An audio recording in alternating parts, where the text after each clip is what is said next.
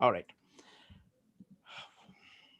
Welcome, everybody, to 52 Living Ideas. I'm delighted to have this series with Angela on polymaths. Today, the topic is going to be the ethos of polymaths, and her guest is Michael Ferguson. Take it away, Angela. All right. Yeah. Hi, everybody. Like Shrikant said, my name is Dr. Angela Cautalessa. For those of you who are not familiar with who I am, just a quick summary is that I wrote my doctoral dissertation on the lived experiences of modern day polymaths. Actually, I thought I'll show it here. You guys can see it. It's available for free digitally, by the way, on ResearchGate, or you can buy it in hard copy on Amazon if you live in the United States. So the topic, as Shrikant said, we're going to be talking about the ethos of a polymath, kind of the characteristic spirit, the kind of personality, the values that they tend to hold. And what's interesting about it, just right off the bat, is that polymaths are multidisciplinary thinkers and professionals in a world that prizes specialization. So right off the bat, you could probably guess that they're a little bit rebellious and brave. But so that's what the topic is. Before we dive in, I also want to give a definition for anybody who is not familiar. So what is a polymath? I'm going to give you Dr. Robert Root Bernstein's definition. I consider him the forefather of polymath studies in academia. His definition is active engagement in multiple interests or endeavors, integrating vocations with avocations, so your profession with your hobbies, simultaneously or serially across the lifespan. There's a lot going on there in that definition. I also want to say a few other things before we dive in. One, this is a highly understudied area of research in academia. And in my view, polymathy exists on a spectrum and a range. So it's not a question of, am I a polymath or am I not a polymath? It's more how polymathic is someone. And it involves breadth, of course, a breadth of expertise and knowledge, as well as depth. It's being more than a dabbler. So that's what we're going to be talking about today. Now I want to introduce you guys to Michael Ferguson, who I first discovered when I was doing my research. I was Googling about polymathy in addition to looking in the academic literature, and I found that Michael Ferguson was a real thinker and writer in this area. And he's been at it a long time. So Michael, I want to hand it over to you. And could you just take a few minutes to tell people about your background and also just when and why and how have you been involved in promoting polymathy over the years? Okay, to start out, I guess my approach to knowledge has been the way it is since I was maybe 3. I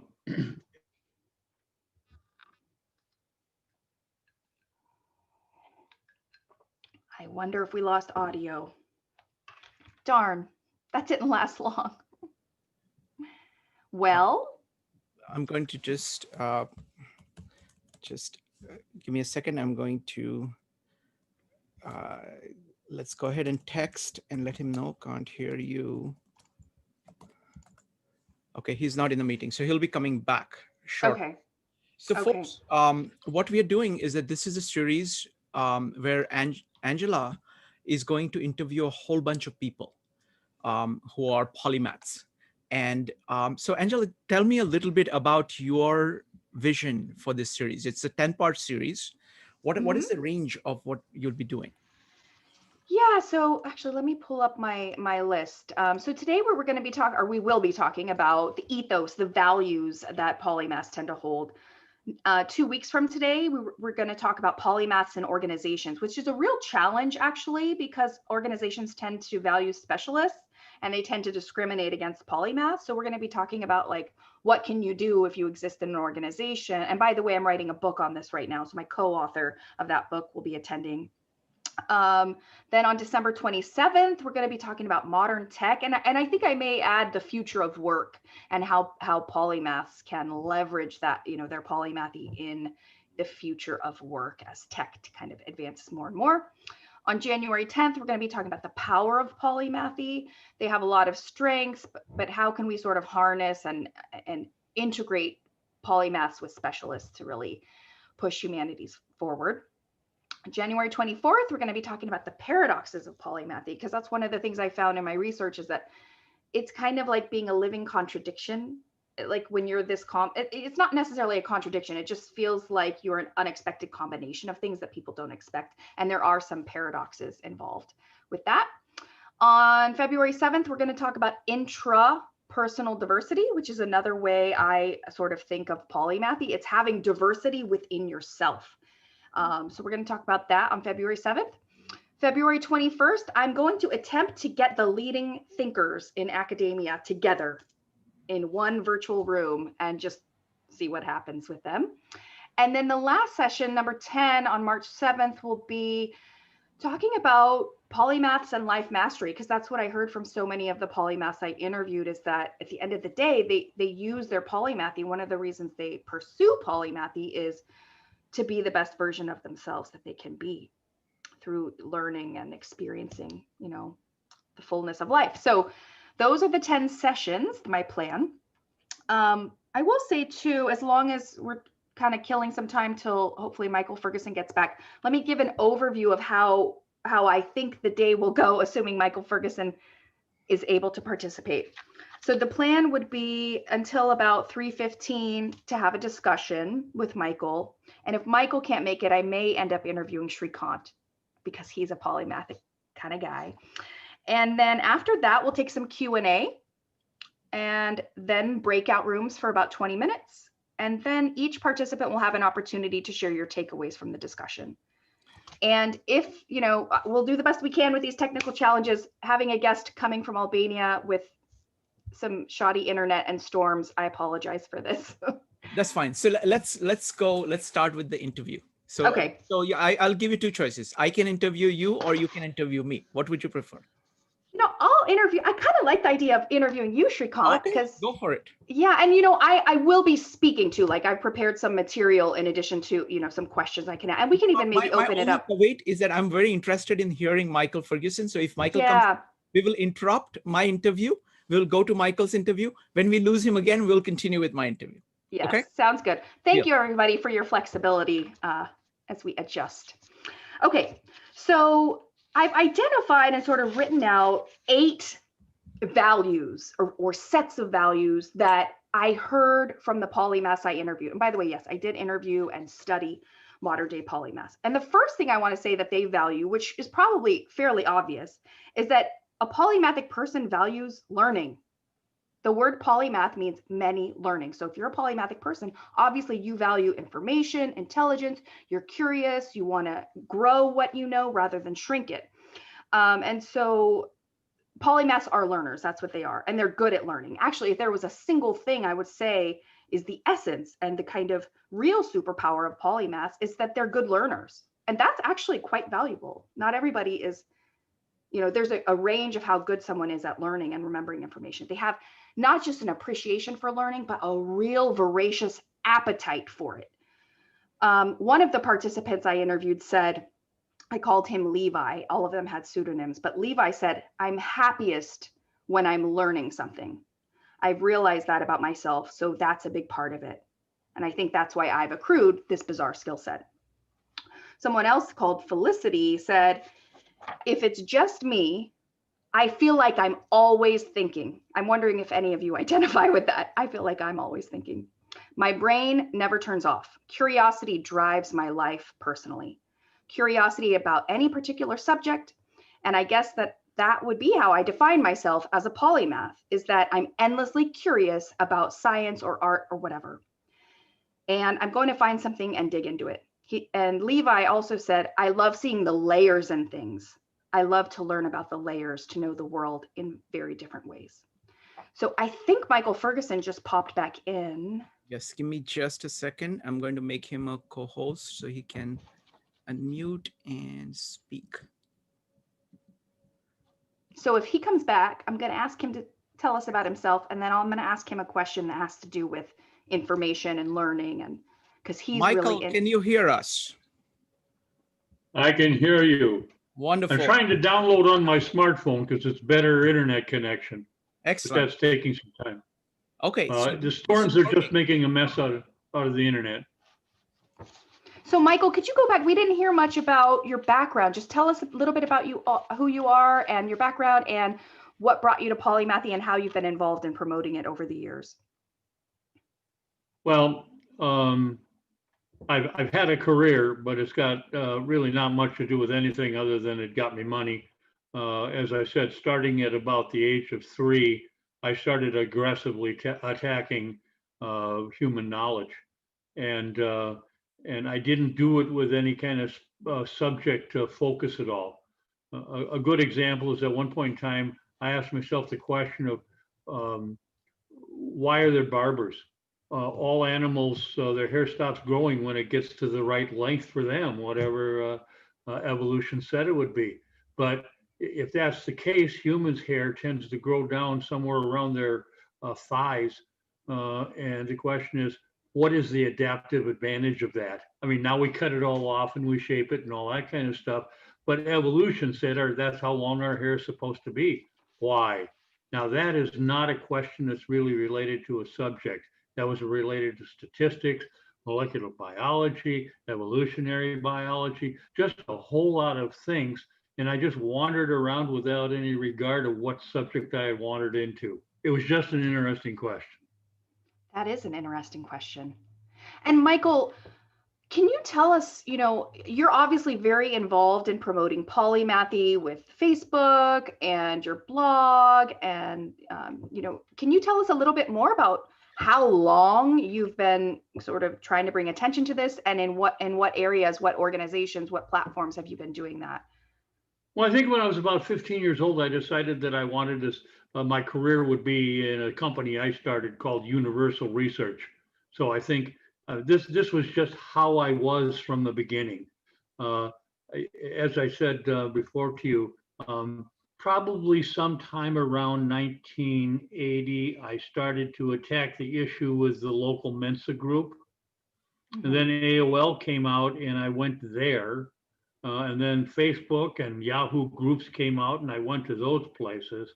So I've been trying to promote the idea, but the fact is I've always thought of myself as being a bit of a flawed vessel, that I'm much better at doing it than I am at promoting it.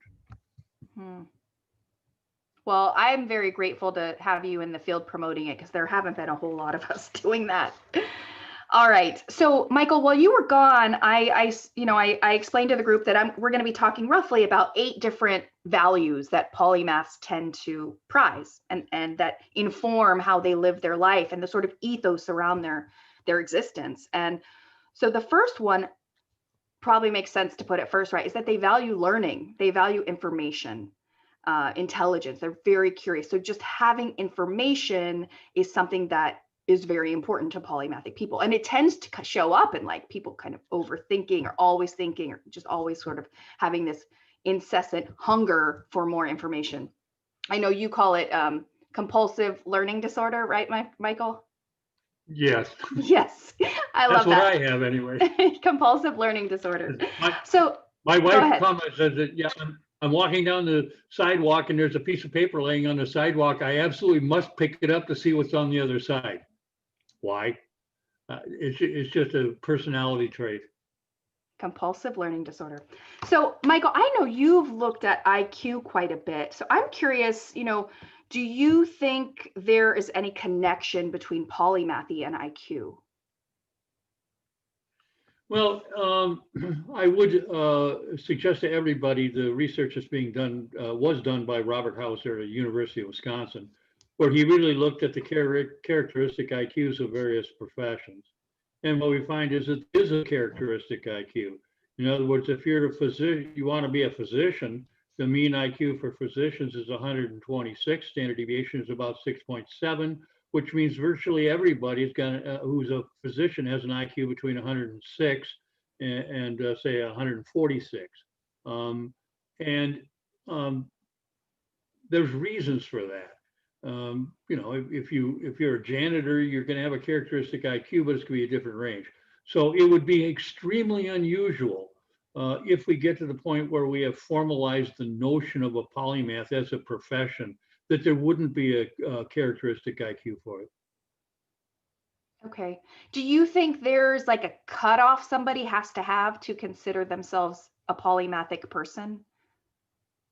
Or do you think there's Well, kind of like a range where, I think you know that I started two organizations. One's Polymathica, the other one's the Polymathic Institute. And the Mhm, reason was specifically that anybody can be curious. And that's right. what Polymathica is about. You're just generally curious. I'm generally interested, not generally not interested. But the Polymathic Institute was supposed to be there for people who wanted to pursue polymathy as a career. Yeah. So there's a difference there. I love that. Anybody can be curious. All right. So again, information and learning, curiosity, like that is a real value that polymaths have. Let's move on to number 2. This is what I heard from the people or observed in the people that I interviewed as part of my research is there's a real openness to experience, a kind of open-mindedness. Obviously, learning to learn something, you do kind of have to literally open your mind, combined with this sort of critical, independent way of thinking about themselves and their lives and just about information more generally. So here, I'm going to share a few sample quotes that touch on these. And these are from the people I interviewed. Hunter said, I find myself getting much more quickly frustrated in situations with people who are extremely narrowly educated. He said, the narrowness of experience, there's the narrowness of experience, and then there's being narrow-minded. And there's not a perfect overlap, but there is some of that Venn diagram there. And I think it's generally super unhelpful. So what he was trying to get at is, that being open-minded does tend, or being open to experience does tend to make you broader minded. Michael, does that resonate with you? Yes, absolutely. I guess if you're going to take the attitude that you are attacking the aggregate body of human knowledge, you can't do that if you aren't open to things. Yeah. It's just part of the lifestyle. Yeah. And by the way, openness to experience, everybody, it's been studied a lot. Like it's one of the Hmm. big 5 personality traits, and they can be measured, and it's been written about and studied a lot. And so I just want to really underscore that polymaths value this openness to experience, and that's why they have, such broad variety of experiences. Another quote, Levi said, there's just something about learning that just I enjoy sitting there and it's like, this is new. I did not know this. How could this possibly be? And there's just something absolutely appealing to collecting new knowledge. I love that he said collecting. I guess to a point, I do enjoy challenging myself, seeing how far I can go, but that's definitely not the be all end all of why I like learning. I'm just happy to learn something new. There's something definitely exciting about it. No matter what it is, I'm happy to learn it. I see a lot of people seem to be afraid. This is interesting. A lot of people seem to be afraid of new knowledge when their worldview gets changed or challenged. You see that all the time now. So even if it hurts my worldview, it's like, oh, there's a fact there. Okay, sure, I'll have to adjust, and I'm happy to. So that was, I thought, such an interesting quote, is that this person was so open-minded and so interested in facts and information that they were willing to adjust their worldviews if something was inconsistent with the facts and how they thought the world is. Michael Ferguson, do you have any observations or thoughts on that? A lot of them start with Ben Shapiro. Reality doesn't care about your feelings. I remember when I was very young, learning about the adaptive benefit of sickle cell anemia, and that was like one of the first places where I looked at that and said, I don't want to be living in a reality that is that harsh, that cruel, but I do. So it doesn't. Most people face a whole bunch of sort of revelatory experiences like that, where they make the decision of whether you're going to accept the uncomfortable fact, or if you're going to start trying to modify your worldview to make it go away. Mm-hmm. And polymaths can't do that because they're going to run into cognitive dissonance all the time Yeah. because everything's connected. Yes, everything's connected. That was a good quote by Leonardo da Vinci. He said, learn to see the science of art and the art of science, and that it's all connected. Okay, one other quote in this section from Trinity. She said, I really think critical thinking goes hand in hand with being polymathic, making connections across different parts of the brain. Michael, do you think there's a connection between polymathy and critical thinking, or the ability to do effective critical thinking? Well, she actually said two things, but taking the one that's more on point. If you're not a critical thinker, you're going to be a crappy polymath. You sort of need to be willing to challenge knowledge. You need to be able to challenge the way the conventional wisdom is pointing you. On the other hand, what she said about connecting through different parts of your brain, there's a notion of that Paul Kuzman was a guy who looked into this a lot. He said, there's this idea that polymaths, or he calls them geniuses, but I think he means the same thing, are capable of grabbing data that is very conceptually remote from the piece that you're looking at and bring it in. I think Walter Alvarez, if you're familiar with his work on the extinction, KT extinction, he did that, where he connected excess metals in the KT boundary and said, that may mean that there was an asteroidal strike that killed all the dinosaurs. He was grabbing something that was conceptually very far away from what he was working on. And I think that's naturally, polymaths have to be able to do that. Mm-hmm. Yeah. And I'm curious for you, Michael, you are clearly a very strong polymath, and I'm curious how your broad learning and your broad exposure over the course of your whole lifetime helps you think more critically. I don't know that I've got a strong answer for that. To an extent, my polymathy is not particularly something that is deeply self-inspected. Like you said, I'm captured by a question or a problem, and then I just sort of like dive into it and start getting stuff from all over the place. And I don't really spend a lot of time figuring out how I do it. I'm having too much fun doing it. Mm-hmm. Seems like you ask good questions too, like that thing about the length of the human hair. I mean, I think that's part of being a good critical thinker too, is just knowing what question, some interesting questions to ask. There was a first year math teacher at the University of Chicago, and she taught more future Nobelists than anybody else that we know of. And when she was asked, what is the difference between the Nobel Prize winners and the ones that weren't? Did you see any difference in undergraduate? She said, yes. They had an uncanny ability to recognize a theoretically interesting question. If you do that, there's a whole lot of people who can answer the question. Right. I love that. All right, let's move on to value number 3 that polymaths cherish. And this one is kind of being independent, original, having freedom. That came up with a number of my interviews, and being an autonomous person, really paving your own way. And this is obviously very relevant because polymaths, multidisciplinary experts professionally, are going against the grain, in a world that cherishes specialization. We live in an age of specialization. The dominant ideology says, if you want to be successful, then specialize, and specialize deeply, pick your niche and stick with it. So obviously people who don't do that are being very independent and original, doing something a different way. And another reason is because nobody tells a polymath, okay, I want you to study zoology and geography and have a field in a professional experience in accounting and IT. Like, nobody tells you your combination, right? So that involves some autonomy to decide that for yourself, because they're not going to be told to do that by someone else. So polymaths become these unique combinations of knowledge and experiences. They're real originals.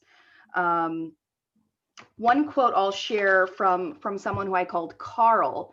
He spoke about being financially at the mercy of his interests at any given time, and that what money represented to him was freedom. He said, quote, obviously, just as my interests change, also my finances change.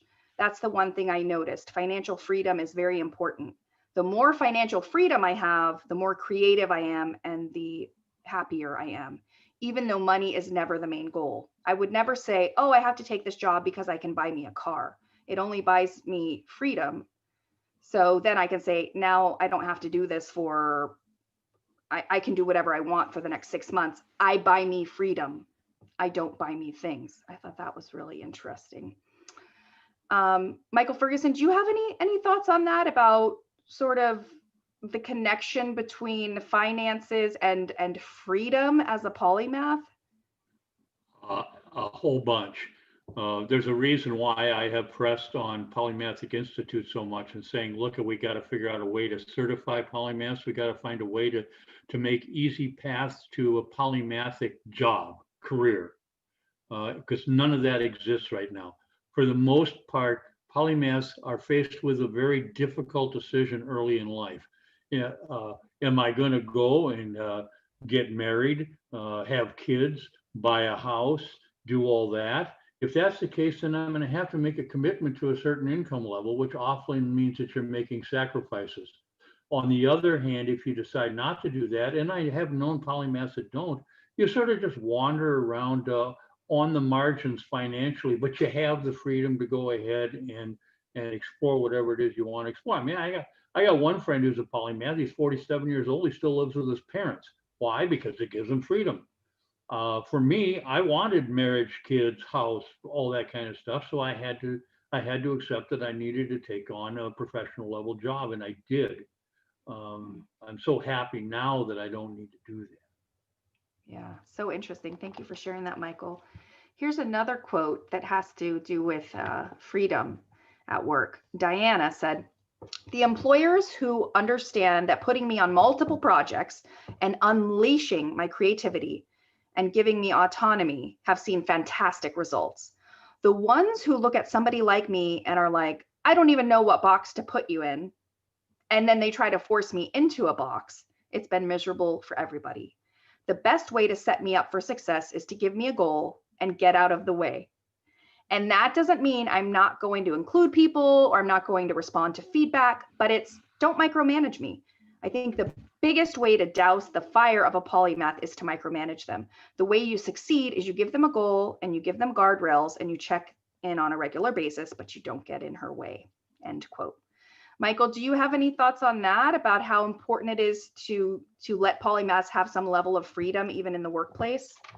Well, first I say that what she's talking about is more a characteristic of a very high IQ person than it is of somebody who's necessarily polymathic. You can be very much oriented toward a specialist, but still, if you are like at a different level of expertise and ability than the people around you, that's what the wise manager does, is just simply say, go do your thing. Now, at one point in my career, I was about 33 years old, and it lasted about 4 years.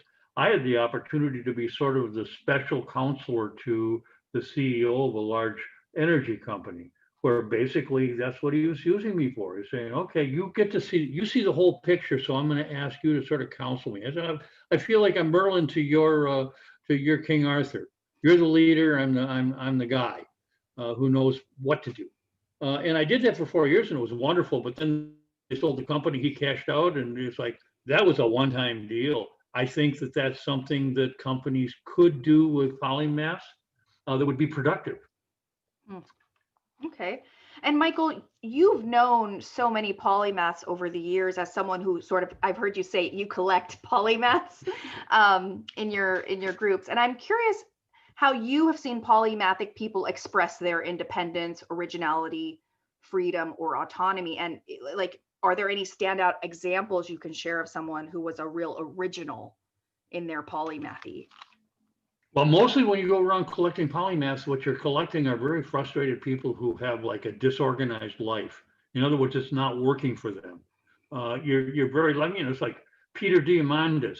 I guess what you'd look at him and say, he's kind of polymathic. And he's obviously made a success out of doing that. We have a lot of arguments, but that's normal for people who are looking at hard problems. As far as somebody I have a friend, Garth Zeitzman, who got one of the highest IQ scores ever. And he and I share something in common, and we did for a very long time, is we set a goal upon ourselves that we would read one college text or graduate level text a week, 50 a year. And that's what we both did. Obviously, that made us very knowledgeable. Yeah. and he obviously had the intellect to do it. Wow, that's amazing. That's a lot of reading. But he was a statistician at a bank. It didn't really relate to his career. Well, that's very polymathic to pursue information, even if it's not related to your day job. All right, let's move on to number 4. Another key value that polymaths cherish is variety, change, and newness. So one of the people I interviewed, Carl, said, that kind of idea that you would do the same stuff for the rest of your life is horrifying. The idea that you might have a job for life, or if you do this, then you will continue to do this, that never worked for me. Give me freedom, give me interesting challenges. Michael Ferguson, do you have any thoughts on that quote, or just in general, the importance of variety, change, and newness in the life of a polymath?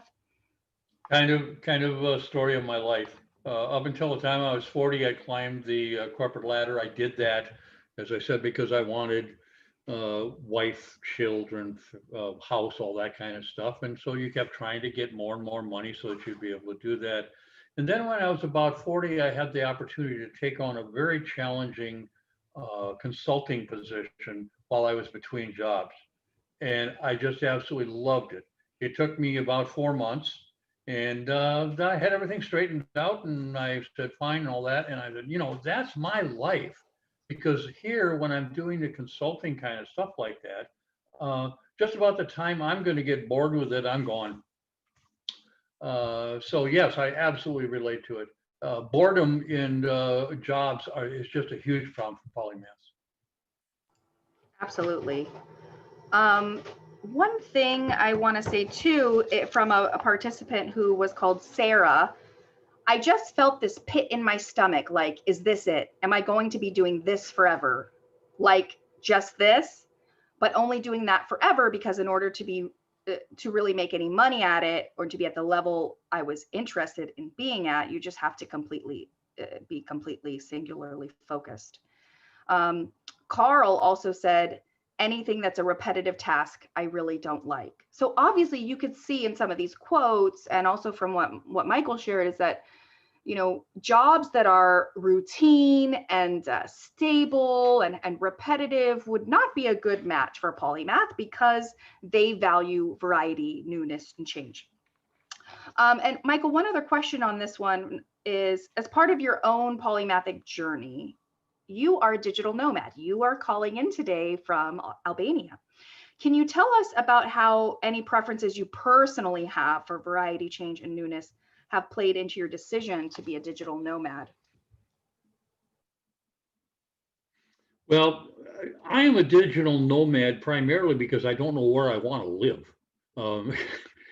So I'm traveling all over the place trying to find, I want to follow summer.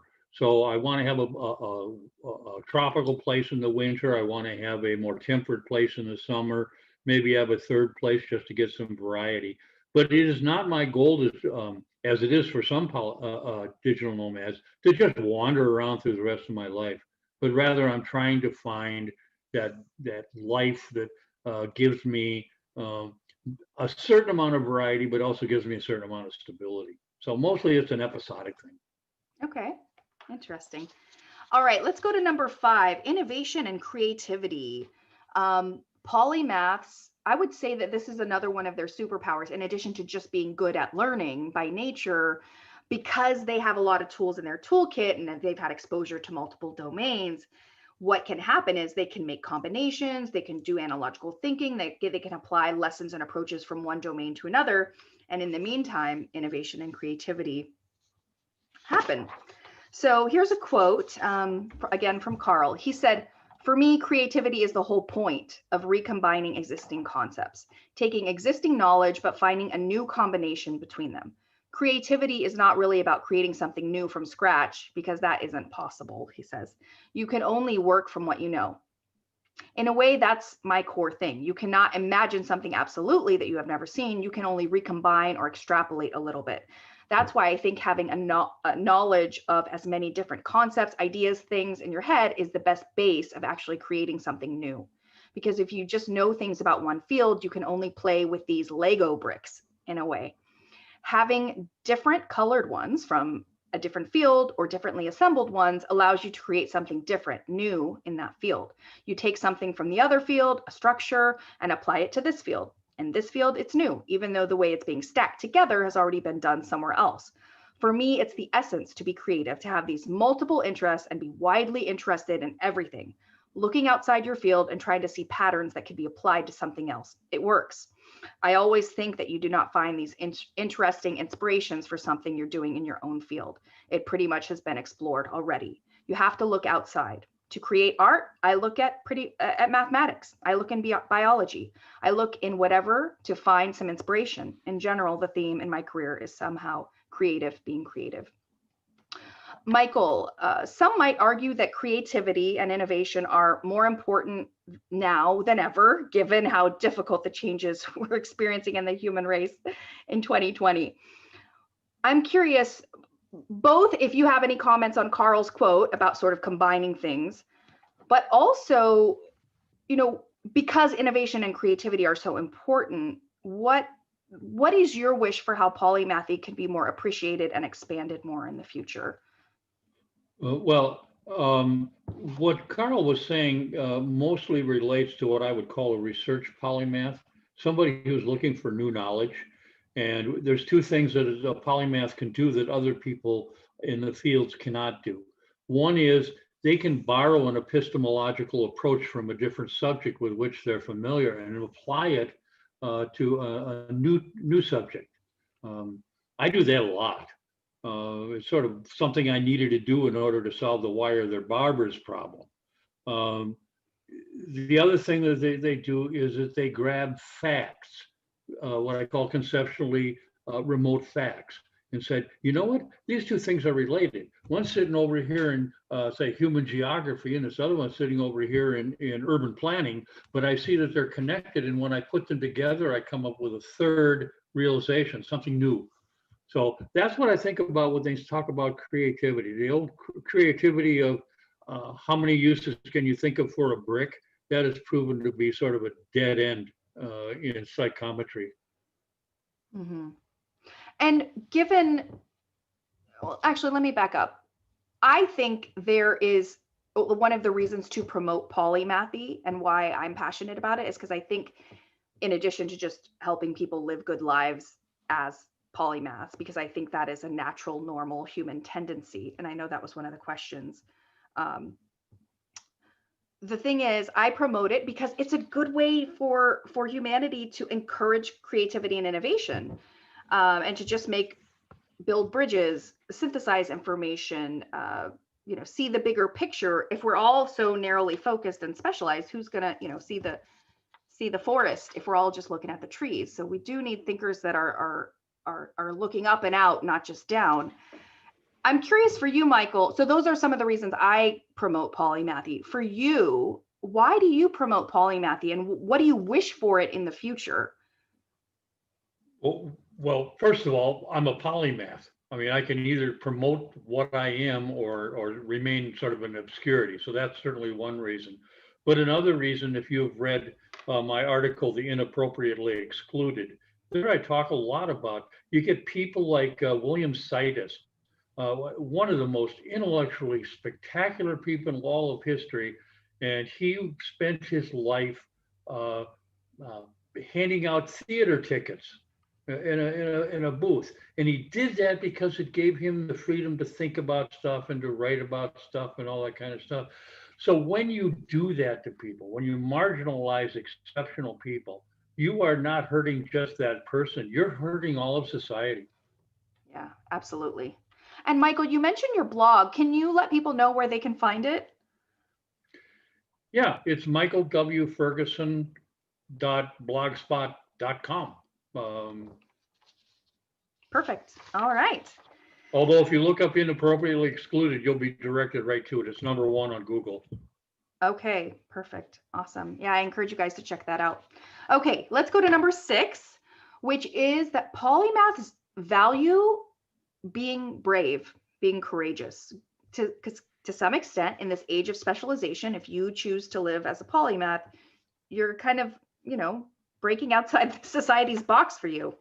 So what that means also, one of the things I heard from my participants is that being a polymath in an age that cherishes specialization and that where the larger narrative is specialized, if you don't do that, and also because this is not something that tends to be spoken about a lot, is that it can feel very lonely. It can feel like a singular exploration into your onlyness, but it can also just feel alone, like, because we don't talk about it and there's no community. And by the way, that's why I'm sure Michael Ferguson and I both started our Facebook groups, is to create sort of awareness and discourse and a place for polymaths to go and connect.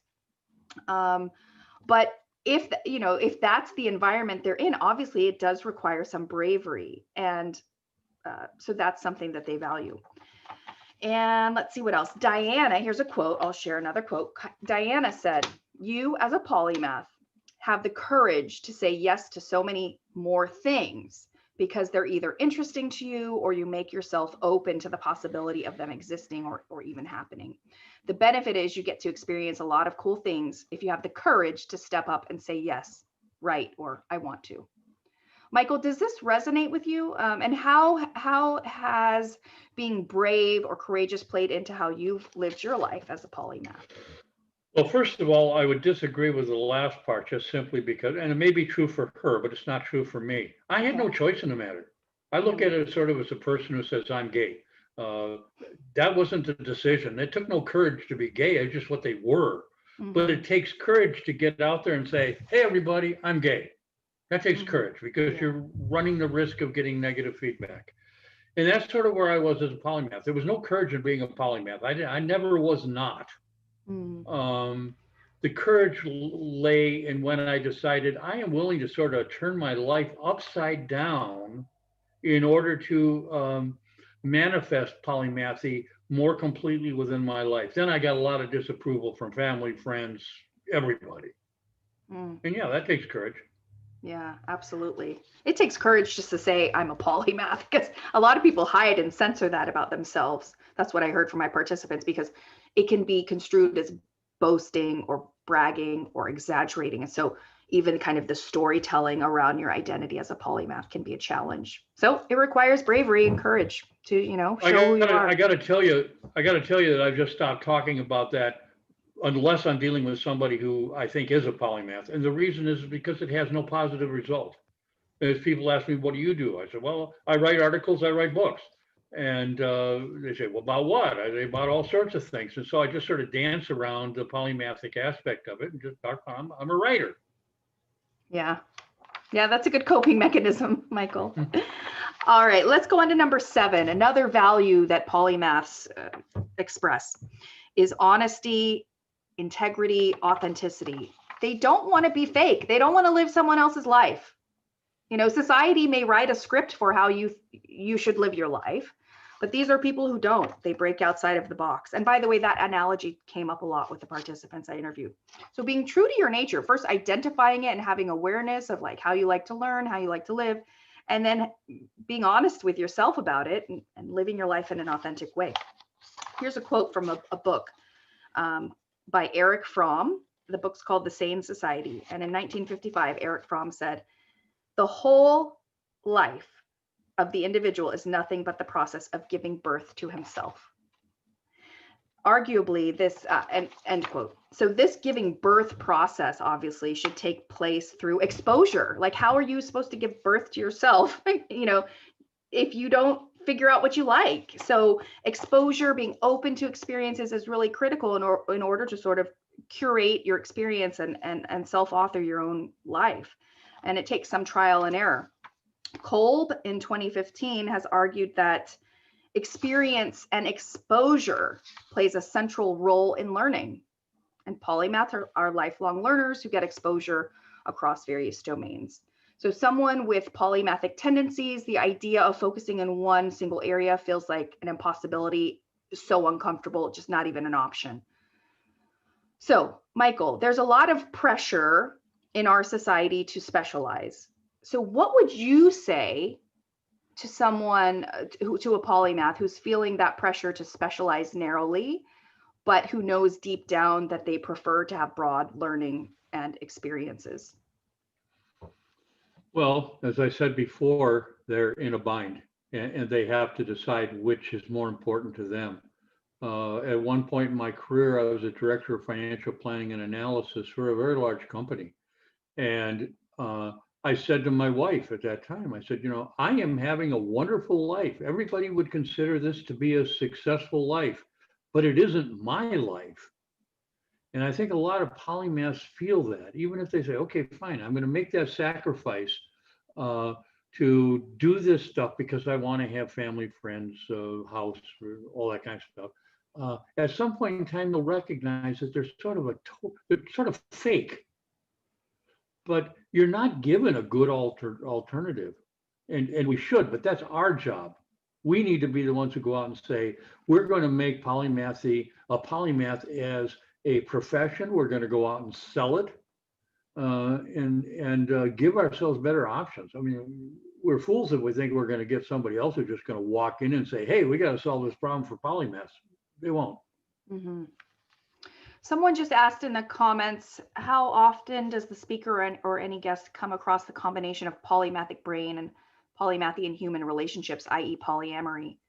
So this is an interesting question. I just want to address this real quick. So I have, people contact me from all over the world about my research, and I have had polyamorous people who this is sort of the closest approximation that they have found about being polyamorous. And I've also a number of people I interviewed, I didn't ask about sexual orientation, but several of the women I interviewed told me that they're bisexual, and they just brought that out on their own. So I guess, if you're very open to experiences, if you're at the far end of that spectrum, it may show up in polyamory. Absolutely.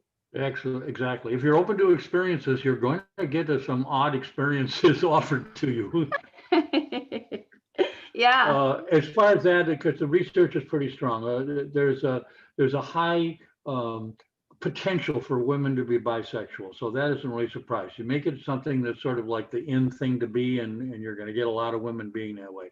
If you try to do that to men, it'll do no good. They say men are like a light switch. You can't really change them much. Interesting.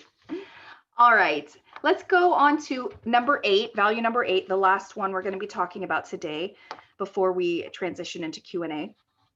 And that is obviously polymaths value self-improvement, self-actualization, even, or developing their skills and their knowledge. They want to be the best that they can be. And that's why a lot of them do all the learning and all the experiences, because they want to live a rich life and reach their potential. And I'm actually going to read a quote from Michael Ferguson's blog on this. And then Michael, I'll give you a chance to respond, and I'll ask you a question as well. So here's an excerpt from A Finely Crafted Life by Michael Ferguson. An explosive growth in robotics and artificial intelligence is about to result in massive technological unemployment, followed by an income explosion. This will drive the whole population up Maslow's hierarchy.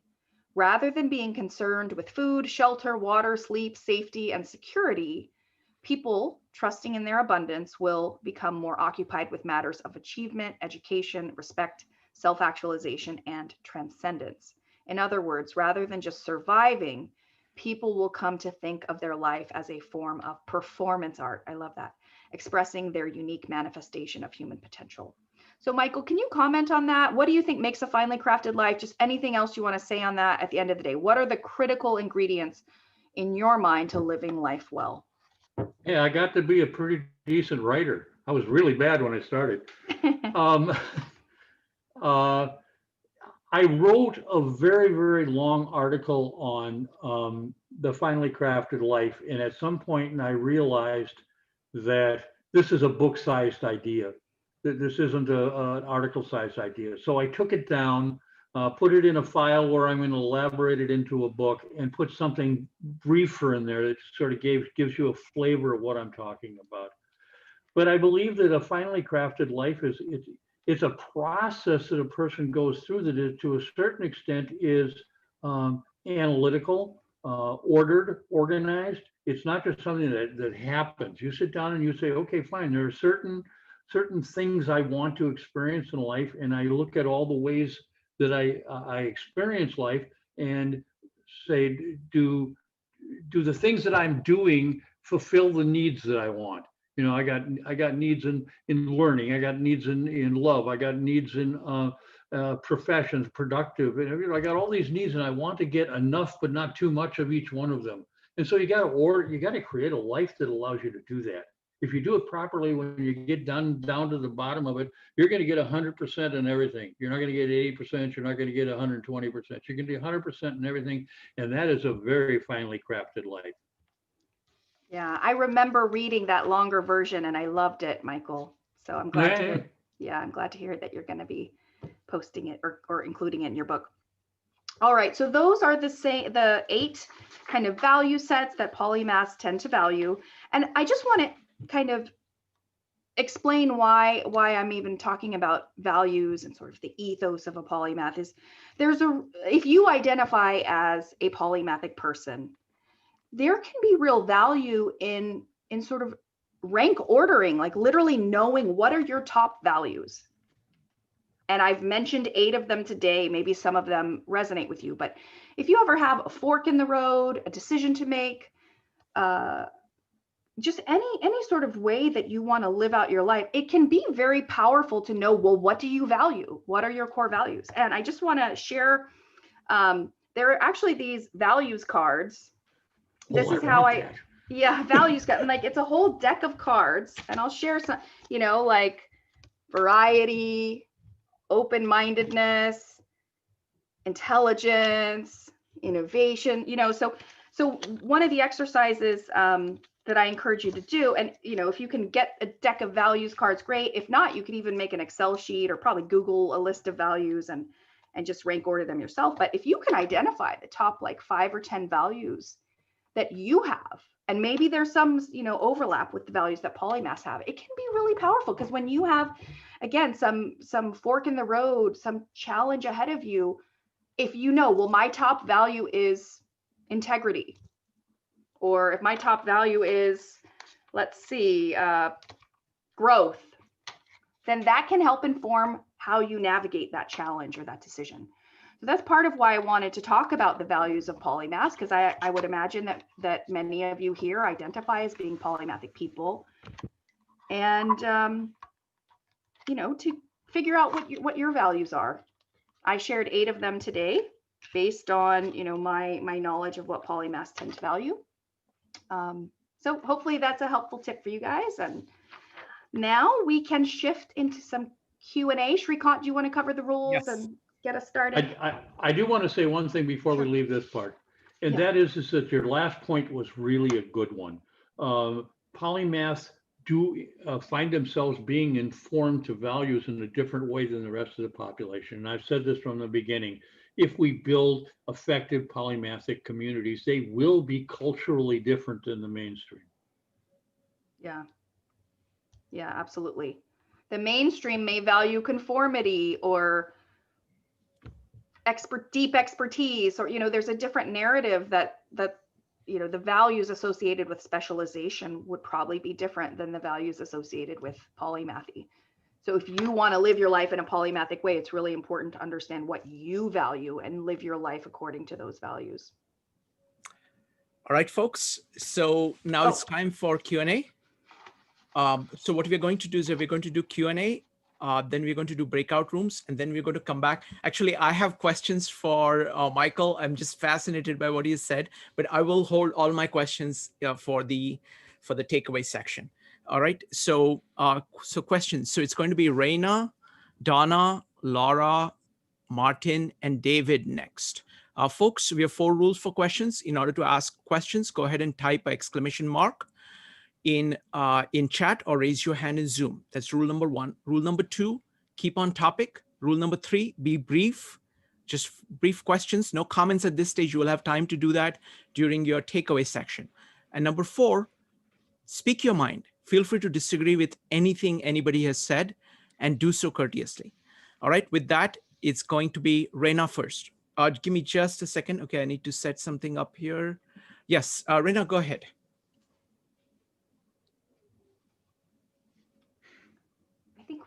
I don't know if Reina's able to speak, but I see her question was, can you read the 8 values again from your outline? So yes, that's a great idea, just to re-summarize. So number 1 is information, learning, intelligence, curiosity, information.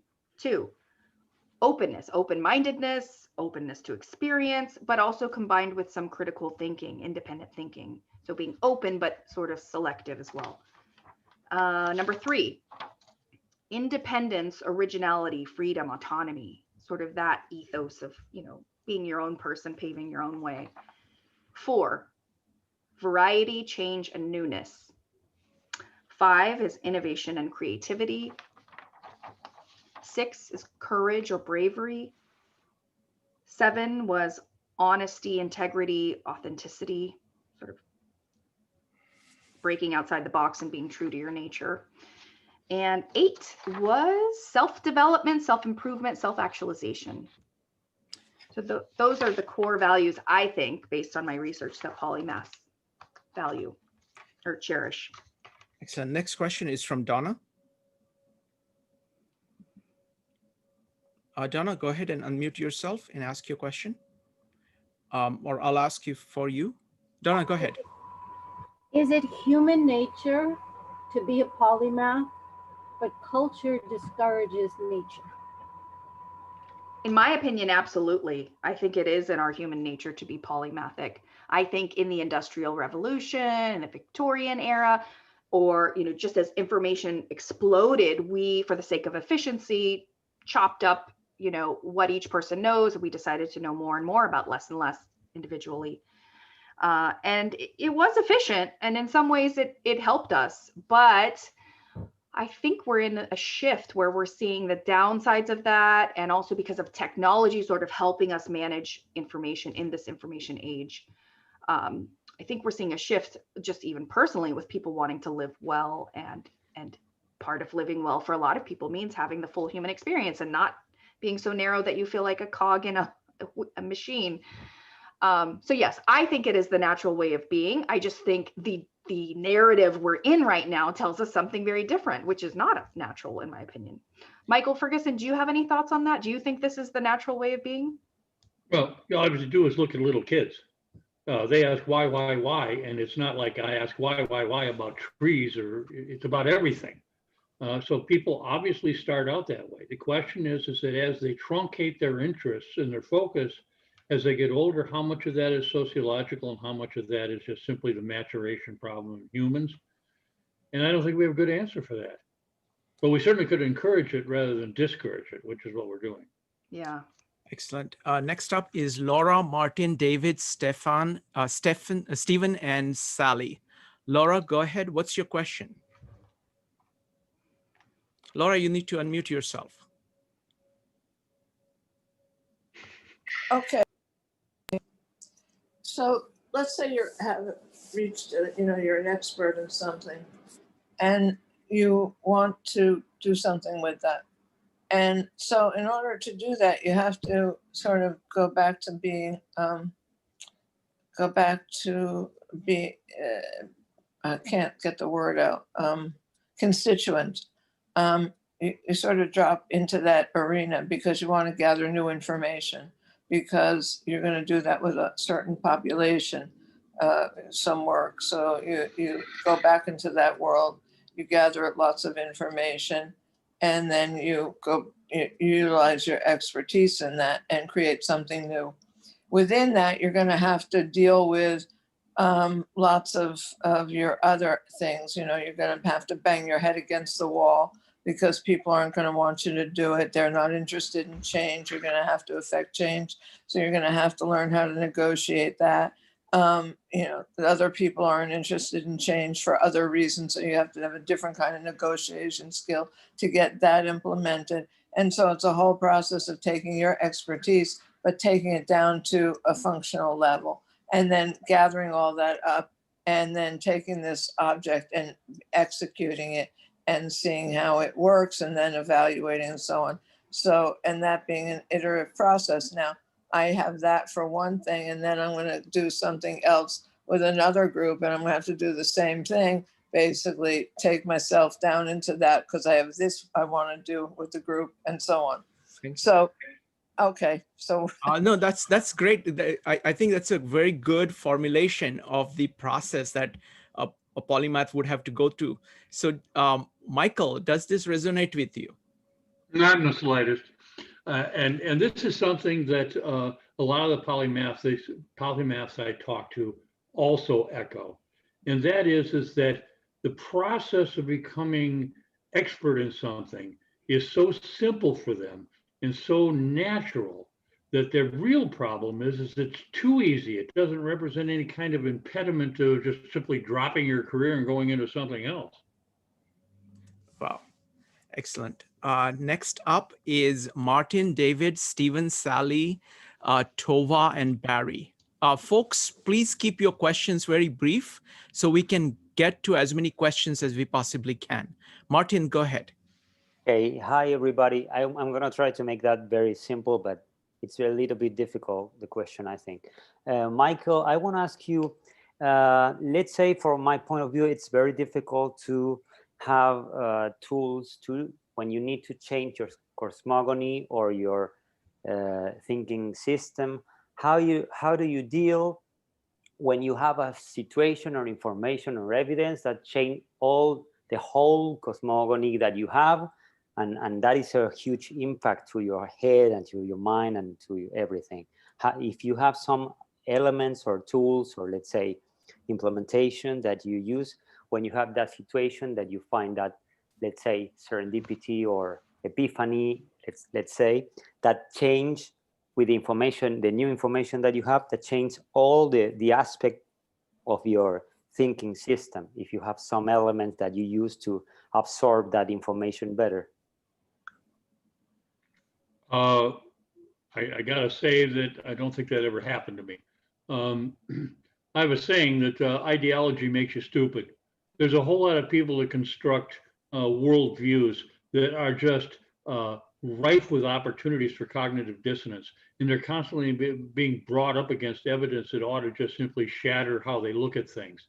If you are putting effort, intention into being objective, and that is a separate thing than being erudite or intelligent. You have to say, I'm going to be objective.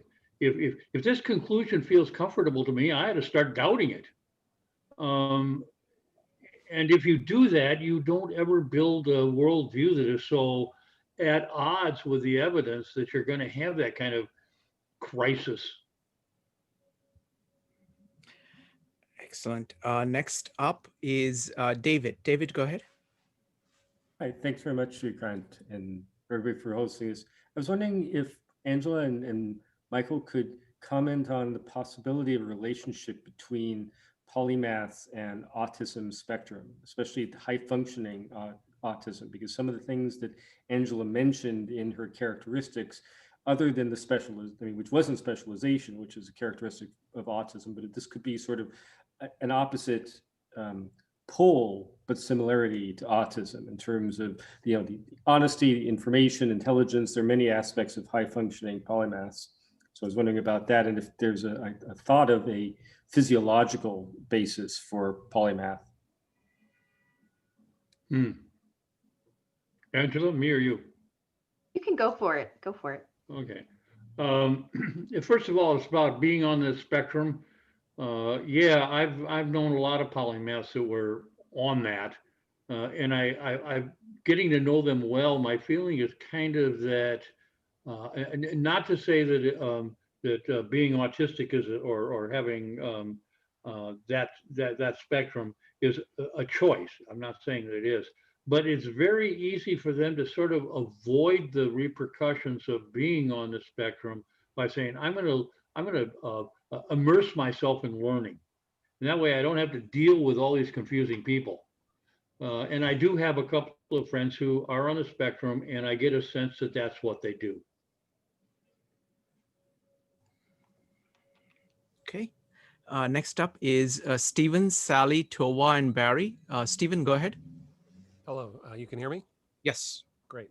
So first, I'd like to say that it has certainly not been a choice. So I'm with the not choice camp. And the second one is the actual question is, how do you deal with people who really are obsessed with labeling you as a jack of all trades, especially since specialists have to identify themselves in my case, you know, I teach at Berkeley, so I have a lot of PhDs, double, triple PhDs, who want to advocate that singularity of knowledge. And when they run across my skill set or a polymath in general, they tend to want to label you with that question, that jack of all trades. So how would you deal with that? Michael, do you have any thoughts on this? Oh, I certainly do. Go for it. Because I've approached the academy on a number of occasions trying to proselytize for polymathy, and the pushback has just been astonishing. I remember one professor I think it was at USC, he was an anthropology professor, and it was like, no matter what I brought up as an example of a polymathic question, he managed to jam it into one subject or another. And I just realized at one point, this guy is just not open to the whole issue. So it doesn't make any sense to continue with the discussion. And it's amazing how much I just don't engage. I just say, well, maybe you're right. I don't think they are, but I say that because I don't see anything productive happening in engaging them.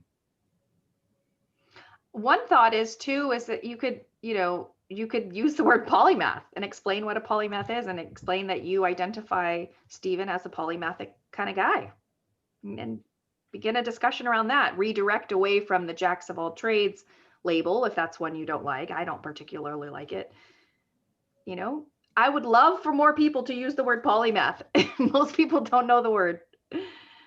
So that's one thought. Next up is Sally. Sally, go ahead.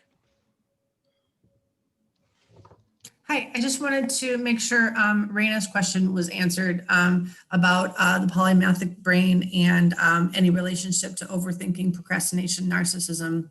And then she adds, especially in regards to working in groups and teams. So my questions are questions. Good question. Overthinking, absolutely. I think that would be associated with polymathy. I heard that from my participants, just kind of like the always thinking, a discomfort even with sort of relaxation sometimes, depending on the polymath. So overthinking, yes. Procrastination, it depends on the polymath, I would say. Narcissism. I don't think. Oh, go ahead, Michael. Oh, I don't think that's really the best way to explain it, although it comes off to most people as being procrastination. The fact is that if I start a project and I think it's going to take like 4 or 5 months, it's just impossible for me not to get attracted to something else that wanders along. So my life was really disorganized until about, I'd say, my mid-20s, when I realized that's okay. I just set it aside and put it on my to-do list. It was number 1, but now it's not. Now it's number 7, and I work on this other thing, and I'll get back to it. And so you need to do that. If you just keep bouncing around from one thing to another, you'll never complete anything. But that's not procrastination. That's being overly curious. Yeah, even Leonardo da Vinci himself, like he would sometimes start projects and Bad at it. And they'd stay undone for quite some time. So if you want to call that procrastination, okay, but keep in mind he was producing in lots of other areas. Maybe he set something aside. You have to prioritize how you spend your time and what you work on. Next up is Tova.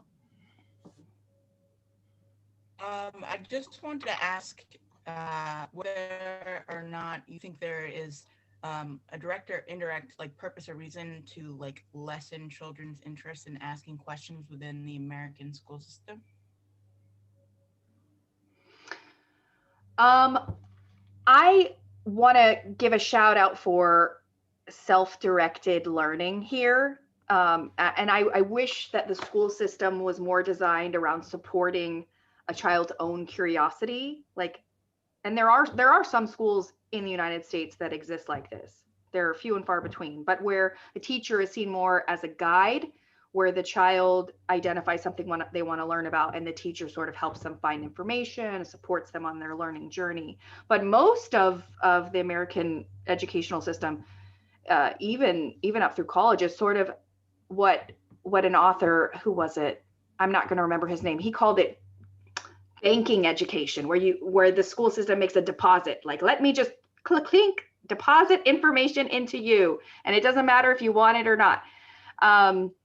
I don't know if that answers your question, Tova, but what I would like to see happen more in the educational system is that people have more volition and agency and voice in picking what they want to learn about rather than it just being sort of dictate. I mean, I guess there's some value in giving people like a basic, groundwork of things that everybody should know. Okay, so maybe there's some of that is important. But at the end of the day, if you force people to learn stuff they're not interested in, they're probably just going to forget it anyway.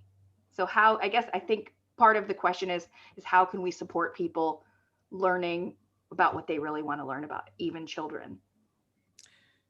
Okay. Let me, Go ahead. can I say something about that? Yeah, please.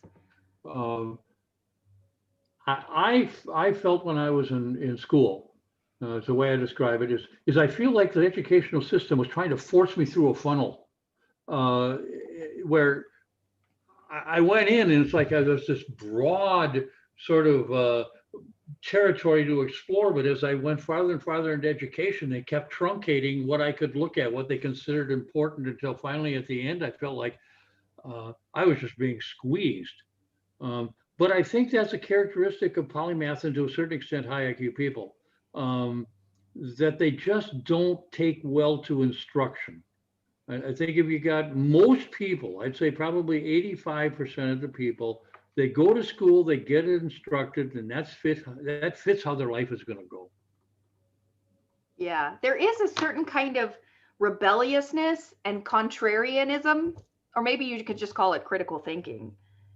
But and maybe instead of rebelliousness, you just call it bravery or courage. But there is this sort of ethos and vibe and value that a polymath is gonna, if they don't agree with something, if they don't want something, they're going to resist, even in a learning environment. So that even underscores even more why for this type of person, it's important to let them have some agency in their own learning journey.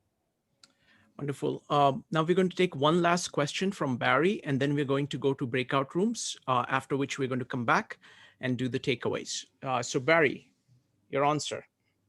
Okay, I'm going to have to give you a kind of a forewarning. I am really super excited about being involved with you guys. This is like when I retired 20 years ago. I woke up this morning with the same kind of feeling.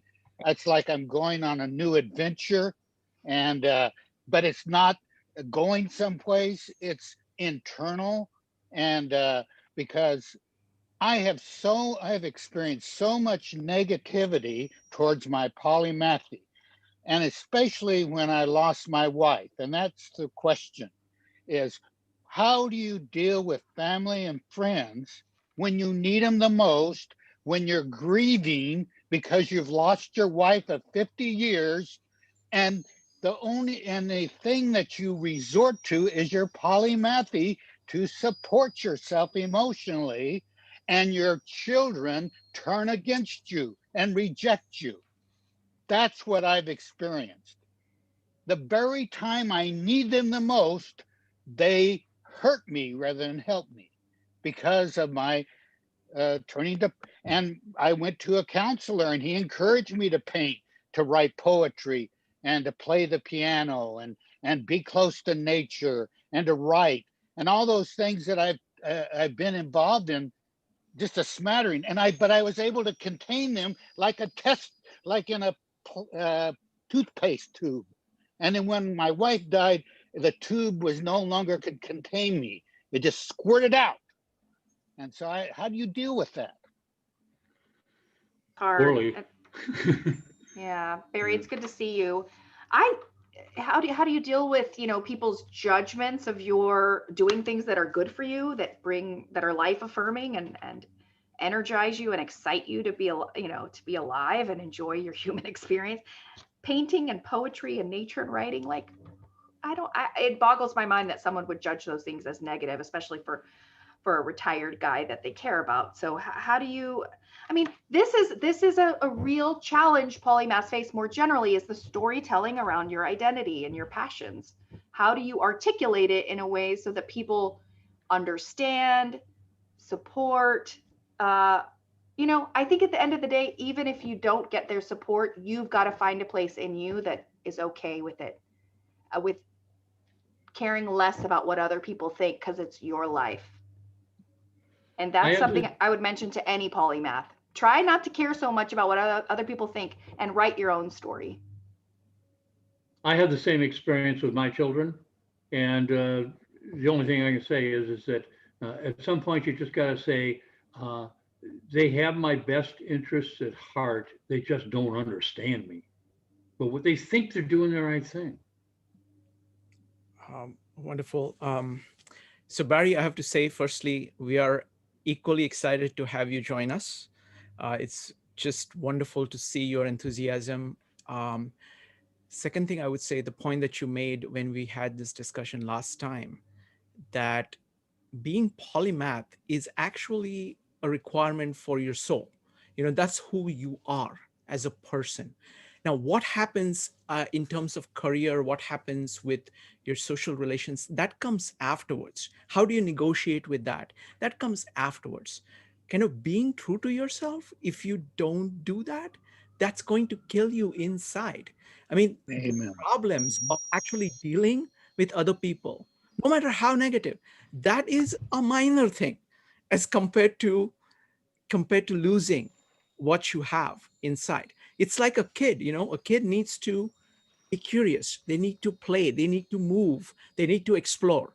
If you make the kid sit on a chair all day long, that is profound, and just listen and be told what to do, that is profoundly against the nature of a kid. And it's a similar thing that, you know, you have to protect yourself in doing that. So thank you very much, sir.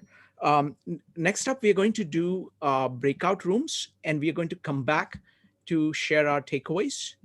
Folks, please let everybody in the breakout rooms have 2 minutes to have their say about what they think is the ethos of polymath. And then you can have a discussion, and then we come back here to share our takeaways. I'm starting the breakout. Can I add something real quick, Shrikant, too? Yes. I'd like you guys to share about, like, well, what are your core values and how does that show up in your life? And do you identify as a polymath? Like, did the values we talked about today resonate with you, or are they ones that you prioritize in how you live out your life? Or if not, what are your other core values? Wonderful. So